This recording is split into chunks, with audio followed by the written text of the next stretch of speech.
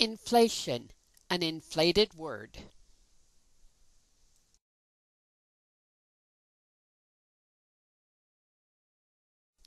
One of the biggest economic lies of the 1980s and 1990s was that the Federal Reserve conquered inflation. Note the sharp rise in necessary essentials, food and energy. The simplest part of the lie is that economists lied about rising prices, creating pretty graphs with low numbers that have nothing to do with the real world of most people. As the prior newspaper article showed, inflation is occurring in basic necessities, but not in services. Skyrocketing costs in food, health care, and rent may not affect economists, but it affects non-economists. The subtlest and largest part of the inflation lie is that prevailing thinking and decision makers have simplified inflation to the value of money. This thinking is called monetarism. Monetarism is how Paul Volcker and Alan Greenspan have managed the economy to keep low the publicized inflation rate. Monetarism is legal usury, allowing some people to get rich while others lose wealth. Time is money. One should realize that the cheapening of one's money by inflation is really a cheapening of the time that you work to earn or own the money. If time is money, then inflation is a cheapening of the time that you can buy of another person. With inflation, time is not money, but rather time is 75% money, meaning that your time buys less. A balanced understanding to prevent inflation is knowing that your time is cheapened. To reinforce this cheapening, consider how time is money and inflation has relatives. Inflation has relatives, in other words, that show its cheapening nature: flattery, flatulence, and infatuation. All come from the Latin for flair, and all cheapen your time. Inflation occurs when people have to work more time for the same or fewer goods and services. Numbers don't matter. Inflation is not a matter of bigger numbers or letters on paper, but a matter of cheapening human life. If you have to work more for the same or less quality of life, then you are a victim of inflation. The work year increased for the average person or family. In 2000, one had to work 8 weeks longer than in 1980 to have the same standard of living. The quality of life was cheapened. Inflation occurred in the other forms of money. The stock market bubble destroyed personal, public, and private pension plans. The quality of life was cheapened for those at the end of their lives. If you trade your everyday money, dollars, for retirement money, stocks, which lose value, have you not suffered inflation? Many people have learned in retrospect what the Japanese worker practices. Cash is king. During the 1990s, Japanese retirement savings increased while American retirements were inflationarily cheapened. If inflation erodes your savings by 80%, or stock market exuberance erodes your savings by 80%, what's the difference? Economists think there is a difference, but they don't measure in value. To wit, they know the price of everything, but the value of nothing. Don't waste your time thinking about numbers on paper. Think about the number of work minutes and work hours to buy your standard of living, your life hours. Taken together, time is money and inflation means cheapening. One realizes the stupidity of simply calling inflation a money thing. Yet, a Nobel Prize in economics was awarded for monetarism. The inflation of the common everyday currency is not the cause of problems, but a result of the problems that cheapen human life. Inflation is not a thermostat that controls your environment, but a thermometer that records the summary of all the hot and cold effects on your environment. Inflation of everyday money is like the sniffles and runny nose, which can be an indication of many kinds of colds, flus, or pneumonias. Monetarists are bloodletting doctors who treat symptoms, not causes of inflation. Inflation burns up your money, but more importantly, melts the value of your time. By inflation being an inflated word, it has allowed economists to be wizards who hide behind words that have shifting, uncertain meanings. Inflation is: to stop inflationary suffering from all sources, it is important to understand inflation as a cheapening of human time from unsolved problems, rather than a P&P inconvenience. The classical, traditional, and common definition of inflation is more money chasing the same number of goods and services. One of the most cited examples of historical inflation was the German inflation during and after the First World War. The German government kept printing more and more money, even commandeering airplanes to rush the money to banks.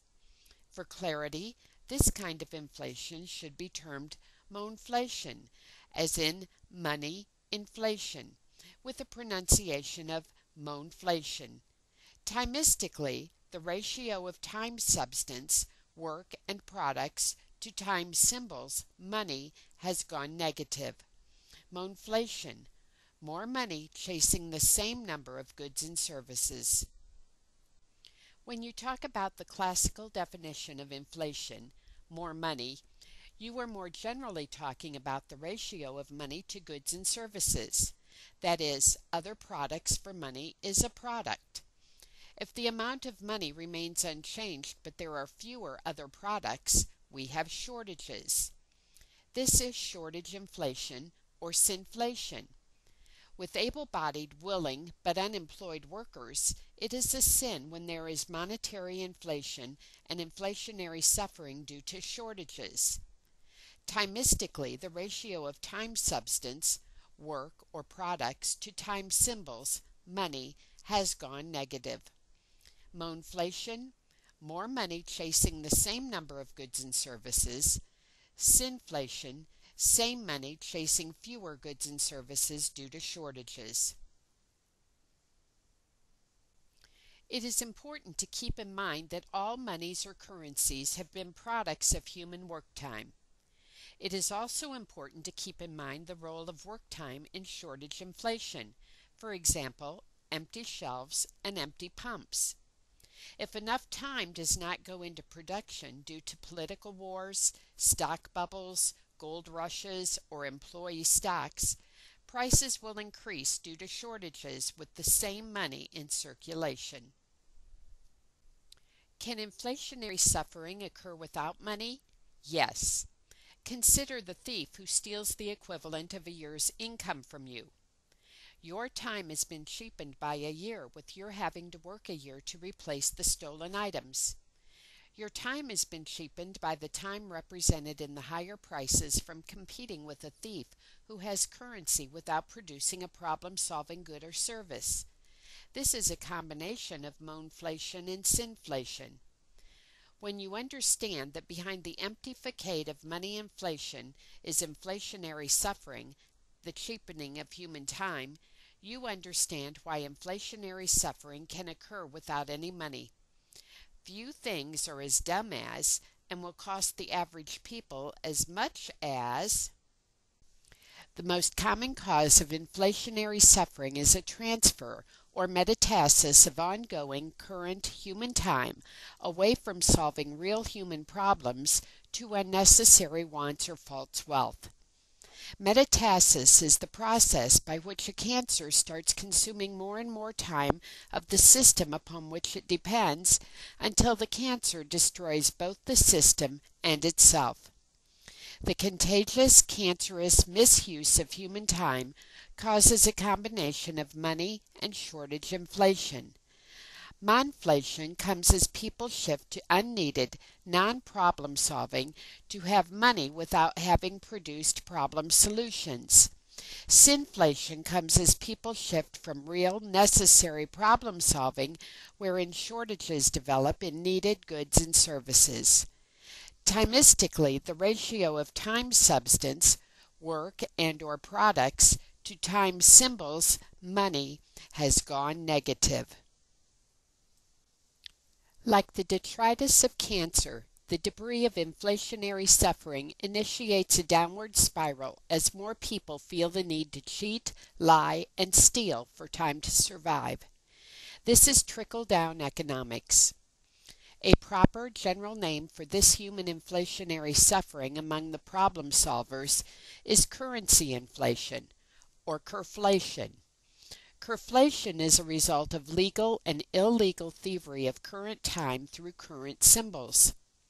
Monflation, more money chasing the same number of goods and services. Sinflation, same money chasing fewer goods and services due to shortages. Curflation, current money and current time shifted from problem solvers to non-problem solvers. Curflation occurs when a father spends his Friday nights and weekly paycheck in a bar. He is like the thief who steals in the middle of the night. His family suffers a shortage of goods and services, while the money supply at home did not change. The father cheapens his currency and current time as well as that of his family. Quite often, this alcoholic cheapening of time continues to the next generation. Curflation takes many forms. Gold rushes over history have resulted in wealth for a few, but inflationary suffering for the masses. Few consider or know of the agricultural collapse and inflation in Spain and Europe, when farmers, teachers, doctors, sailors, businessmen, and virgins went off to the New World in search of instant riches. Gold fever is emblematic of humans wanting something for nothing with eventual inflationary suffering for the masses as their lives are cheapened. Gold rushes occur everywhere that political and economic leadership is lacking or is corrupt. Again, modern gold rushes consume teachers, doctors, virgins, and families. Common to the curflation of these gold rushes is a brain drain from basic needed services to the unnecessary services. Fool's gold is anything that people overvalue relative to its real problem-solving value in time savings or creation. This includes real gold, which is the metal of the devil. Anyone who thinks gold will solve inflationary suffering does not understand time, problems, inflation, and currency.